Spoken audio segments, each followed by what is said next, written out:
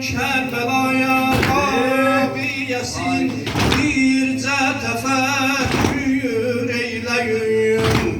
Dəmbədəm cari üzə əşki təhəyyür eyləyin. Əkbərin halini siz bircə təsəvvür eyləyin. Bir əli əkbər ola, 100.000 ədəb bəşər ola. Hər kimi istər ki havada, ona peyğəmbər ola. Hər kimi istər ki havada, ona peyğəmbər